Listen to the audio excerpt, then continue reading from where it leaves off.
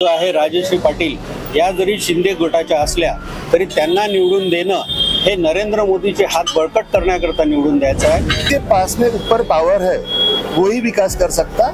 यहाँ पे संजय देशमुख भी बहुत अच्छे हैं। नमस्कार मंडळी, आपल्या सर्वांचं स्वागत आहे। आपण सध्या वाशिम यवतमाळ लोकसभा मतदारसंघामध्ये आलेलो आहोत आणि या ठिकाणी नेमकी कोणाची ताकद अधिक आहे, कारण या ठिकाणी आपण जर बघितलं तर शिवसेना विरुद्ध शिवसेना अशी थेट लढत रंगत येताना आपल्याला बघायला मिळत आहे। ठाकरेंच्या शिवसेनेकडून या ठिकाणी संजय देशमुख यांना उमेदवारी देण्यात आली आहे, तर शिंदेच्या शिवसेनेकडून या ठिकाणी राजश्री पाटील यांना उमेदवारी देण्यात आली आहे। पण या सर्व गोष्टींमध्ये आणि या प्रचाराच्या रणधुमाळीमध्ये कोण बाजी मारेल थेट आपण यवतमाळकरांकडून जाणून घेणार आहोत। काका, स्वागत आहे। सर्वप्रथम परिचय द्या। मी अनिल नारिंगे, यवतमाळला राहतो। माझं वय वर्ष 65 आहे आणि गेल्या माझ्या आयुष्याच्या 20 वर्षामध्ये मी कुठल्या ना कुठल्या कारणाने काही ना काही लोकप्रतिनिधी मित्र वगैरे असल्यामुळे राजकारणाशी माझा दुरान्वय का होईना माझा संबंध राहिलेला आहे। आणि मला हे सांगायचं आहे की कोणताही उमेदवार त्याच्याशी काही द्वेष नाही, कुठलाही राग नाही, परंतु जो काम करेल विकासाचं त्याला जनतेने मत द्यावे या मताचा मी आहे। माझ्या मताशी बाकी लोक सहमत असेल नसेल त्याचं मला काही सरसुतूक नाही, परंतु इथं विकासाचे कामं जे काही झालेले आहे यवतमाळमध्ये ते BJPच्या लोकप्रतिनिधीकडूनच झालेलं आहे। हे सगळी जनता, यवतमाळची जनता, वाशिमची जनता नाकारू शकत नाही। ते सूर्यप्रकाशा इतकं सत्य आहे, ते सगळ्यांना नजरेने दिसणारी गोष्ट आहे। काय लोकसभा निवडणुकीमध्ये सध्या एकंदरीतच माहोल आहे? यवतमाळच्या लोकसभा निवडणुकीमध्ये कॅन्डिडेट जो आहे राजश्री पाटील या जरी शिंदे गटाच्या असल्या तरी त्यांना निवडून देणं हे नरेंद्र मोदीचे हात बळकट करण्याकरता निवडून द्यायचं आहे। देशाच्या विकासाचं जे काही तुम्ही 10 वर्ष पाहिलेलं आहे ते फक्त नरेंद्र मोदीच करू शकतात।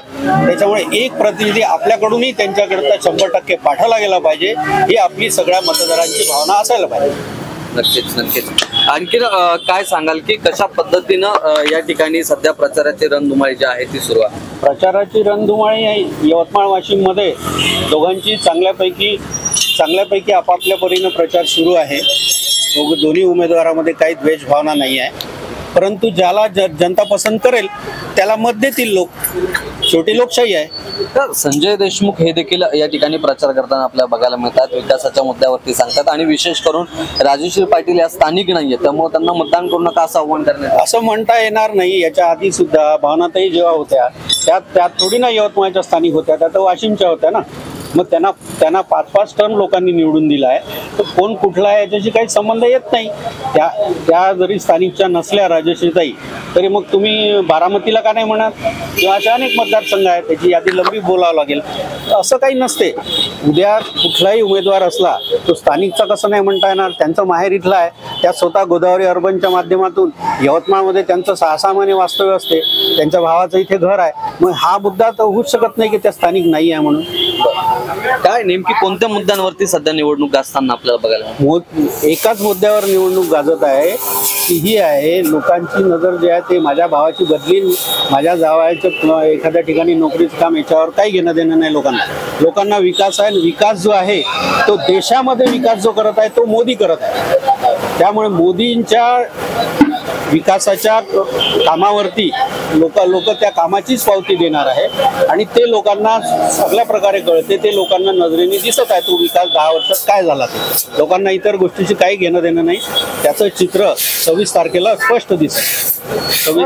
खरी शिवसेना असा वाद रंगताना आपल्याला बघायला मिळतं। जी खरी शिवसेना आहे त्यांच्या हात बळकट करा असं वारंवार सांगितलं जातं, मग कोणती खरी शिवसेना? खरी शिवसेनेचा विषय हा नागरिकांचा नाही आहे, तो कायदेशीर मुद्दा आहे। त्या कायदेशीर मुद्द्याला जे कोणी कायद्याच्या खुर्चीवर बसलेले आहेत त्यांनी तो मुद्दा क्लिअर केला की खरी शिवसेना जी आहे ती शिंदेचीच आहे, तो विषयच राहिला नाही। आता ते म्हणण्यात काही अर्थ नाही ना।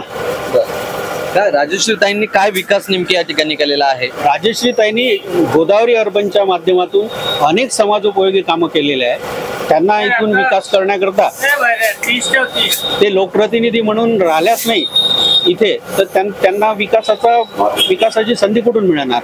पण गोदावरी अर्बन या एका कोऑपरेटिव्ह बँकेच्या माध्यमातून त्यांनी अनेक समाजोपयोगी कामं केलेली आहेत। काय आणखीन एकंदरीत या ठिकाणी काय समस्या आहेत आणि कोण सोडू शकतात असं आपल्याला? यवतमाळच्या समस्या फार मोठ्या नाही आहे. यवतमाळची समस्या जी आहे ती यवतमाळकरांना जे अमृत योजना जी मंजूर झालेली आहे, अर्थातच ती केंद्राची योजना आहे, त्या योजनेतून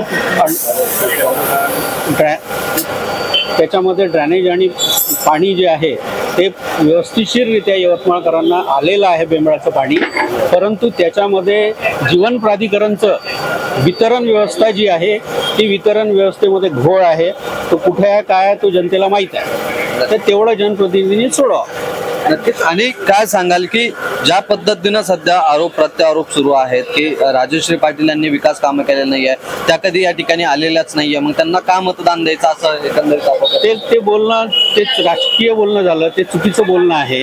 याच्याकरता चुकीचं आहे की तुम्ही पहिल्यांदाच तुम्हाला म्हटलं की त्यांनी विकास केला नाही, हे बोलण्याचा काही अधिकारच नाही आहे. कारण मी सांगितलं ना, मग त्यांनी गोदावरी अर्बनच्या माध्यमातून, गोदावरी अर्बन ही बँक आहे, बँक ही व्यवसाय करायसाठी बसलेली असते, मग त्यांनी समाजोपयोगी कामं करण्याचं काही कारण नव्हतं. मग ते त्यांनी का बरं केले? आज तुम्ही बघू शकता स्मृती रथाचं एवढं सुंदर त्यांनी एक काम केलं. अशा अनेक गोष्टी आहेत समाजोपयोगी केलेल्या, त्या त्यांनी केल्याच आहे ना. मग त्या माध्यमातून जर हे काम जर त्यांनी बँकेच्या माध्यमातून त्यांनी एवढं समाजोपयोगी काम केलेलं असेल, तर ते जर उद्या लोकप्रतिनिधी झाल्या तर राजश्री ताई चांगल्या प्रकारे सगळ्या प्रकारचं विकासाचं काम करू शकतात. कारण शेवटी त्यांना पाठबळ केंद्रातून नरेंद्र मोदीचं, महाराष्ट्रातून BJPच्या सरकारचं हे 100% राहणार. त्यामुळे त्या पूर्णपणे विकासाचं करू शकतात. तेव्हा त्यांना संधी द्यायला पाहिजे. कोणालाही आपण चांगल्या व्यक्तीला संधी देऊ तरच ते कळेल. धन्यवाद दादा या ठिकाणी अधिक माहिती दिल्याबद्दल. एकूणच मंडळी, आपण या ठिकाणी लोकसभा निवडणुकीचा आढावा घेतोय.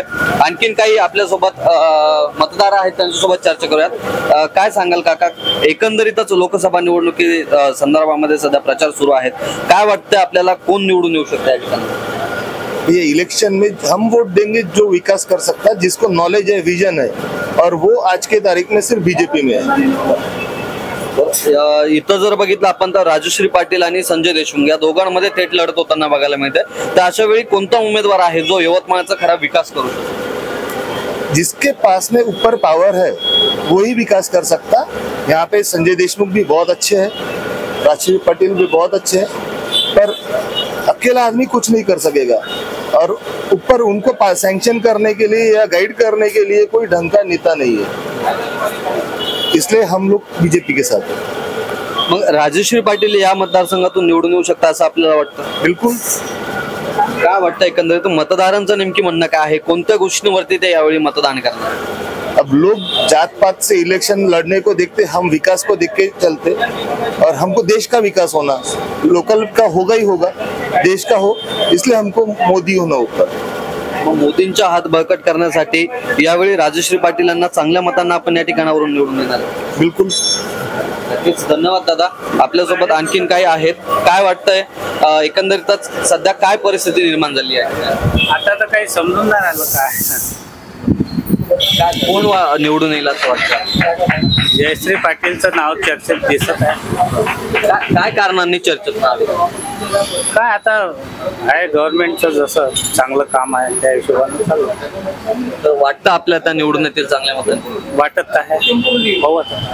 काय विकास काय केलाय? आधी देखील या ठिकाणी खासदार होते, संजय देशमुख देखील मंत्री राहिलेले आहेत, त्यांनी काही विकास काम? ऍक्च्युअली संजय देशमुख ही चांगले आहे आणि जयश्री पाटील दोघांचे काम चांगले आहे. पण मी सध्या मतदारांवरती कोणाचा प्रभाव अधिक आहे? आता अनिल भाऊ नारिंगेंनी सांगितलं त्याप्रमाणे पाटलाचं असं कुणबी लॉबी असल्यामुळे प्रभाव जास्त. नक्कीच. धन्यवाद दादा या ठिकाणी अधिक माहिती दिल्याबद्दल. तर एकंदरीतच मित्रांनो, आपण या ठिकाणी जनतेचा कौल जाणून घेतोय.